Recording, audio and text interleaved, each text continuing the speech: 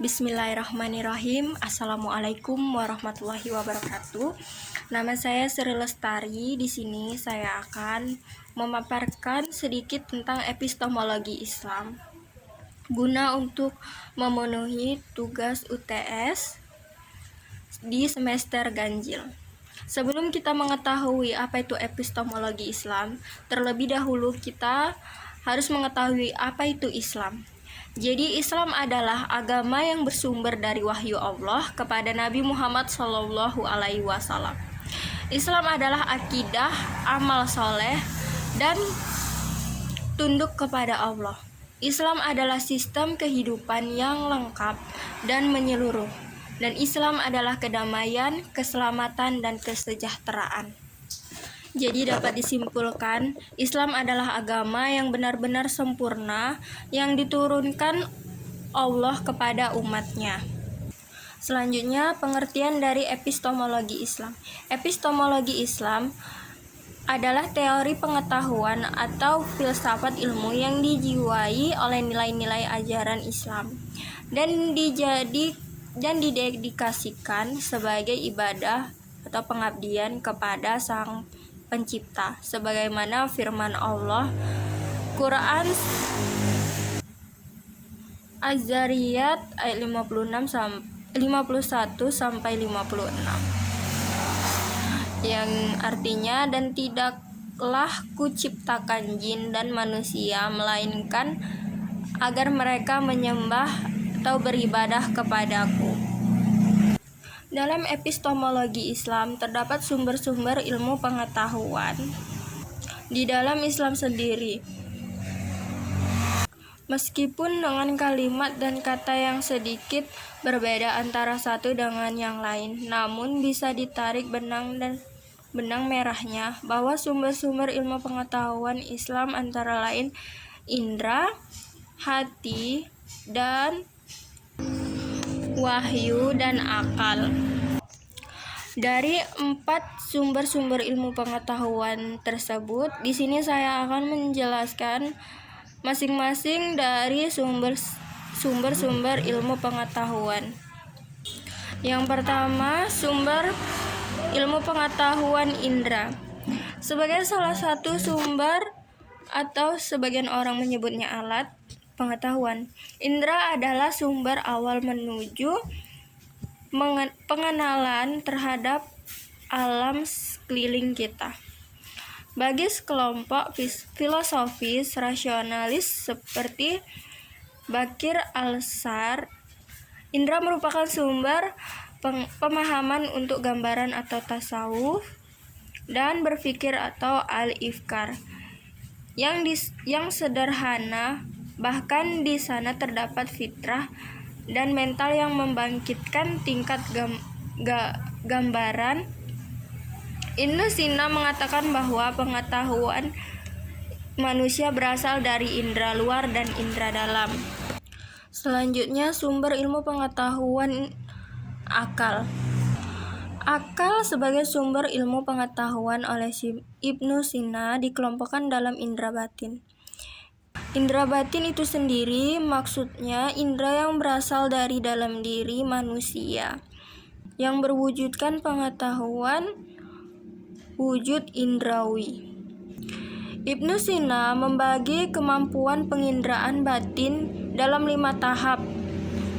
Yang pertama, indera bersama atau al-his al-musytarak.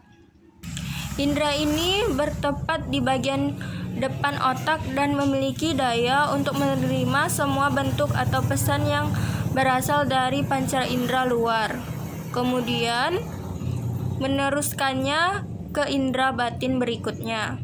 Yang kedua, indera penggambar atau al-khayal wal al-musawatah. Tempatnya berada di bagian depan otak dan memiliki daya untuk menyimpan pesan yang diterima indera bersama dari hasil serapan panca indera. Yang ketiga, indera pekara atau al-mutakhayilah bertempat di bagian tengah otak dan memiliki daya untuk mengatur gambar-gambar yang telah dilepaskan dari materi oleh indera penggambar dengan cara mengklarifikasikannya, kemudian mencari hubungan antara satu dengan yang lainnya. Yang keempat, indera penganggap atau al-wahmiyah, tempatnya di bagian tengah otak dan memiliki daya untuk menangkap pengertian-pengertian abstrak yang dikandung gambaran-gambarannya yang bersifat indrawi. Yang kelima, indera pengingat atau al-hafizah al-zakirah, bertempat di bagian belakang otak dan memiliki daya untuk menyimpan dan mengingat apa yang diketahui oleh indera penganggap yang bersifat abstrak tersebut. Itulah tadi kelima penginderaan batin yang ada dalam manusia. Kemudian akal dibedakan lagi menjadi dua macam, yaitu akal praktis dan akal teoris. Akal praktis akan mengontrol kejiwaan kebinatangan yang kalau berhasil maka jadilah seseorang yang berakhlak mulia, dan sebaliknya. Akal teoris memiliki daya untuk menangkap arti-arti murni, arti-arti yang tidak akan pernah ada dalam materi, mengetahui yang didominasikan oleh pengetahuan-pengetahuan abstrak seperti Tuhan, ruh, malaikat, dan dengan daya ini akan timbul munifah. Selanjutnya, sumber ilmu pengetahuan hati. Hati sama dengan intuisi. Hati dapat memahami pengalaman langsung, kadang-kadang tidak seperti yang dikonstruksikan oleh akal. Ibnu Sina mengatakan bahwa ketika akal hanya berkutat pada tataran kesadaran, hati bisa menerobos ke dalam ketidaksadaran sehingga mampu memahami pengalaman non-indrawi. Selanjutnya, sumber ilmu pengetahuan wahyu. Islam meyakini bahwa sumber utama dari segala ilmu dan pengetahuan manusia tak lain adalah wahyu ilahi. Semua yang terkandung dalam wahyu adalah benar adanya.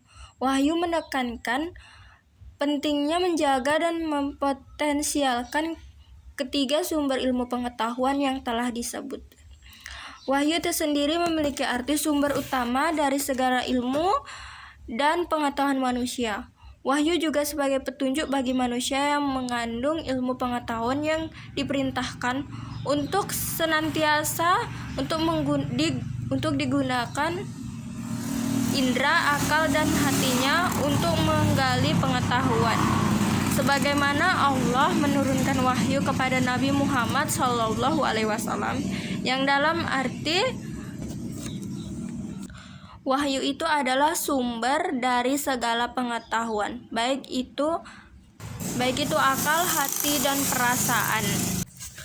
Selanjutnya, dalam epistemologi Islam terdapat pengertian dari normativitas dan historitas. Normativitas berasal dari bahasa Inggris norm, artinya norma, ajaran, acuan, ketentuan tentang masalah yang baik dan buruk, yang boleh dilakukan dan tidak boleh dilakukan. Yang kedua, historitas. Historitas ialah sejarah Islam dalam arti peristiwa atau kejadian yang sungguh-sungguh terjadi yang seluruhnya berkaitan dengan ajaran Islam. Di antara cakupannya itu ada kaitan dengan sejarah, proses pertumbuhan, perkembangan dan penyebaran, sejarah kemajuan dan kemunduran yang dicapai oleh umat Islam. Dari pengertian tersebut ada hubungan dari normativitas dengan historitas. Semua ilmu pengetahuan baik agama ataupun umum diambil dari ajaran dan sejarah masa lalu yang bersumber dari Al-Quran dan hadis. Demikianlah penjelasan dari saya. Semoga bermanfaat untuk kita semua. Lebih dan kurangnya saya mohon maaf. Wabillahi taufiq walhidayah. Wassalamualaikum warahmatullahi wabarakatuh.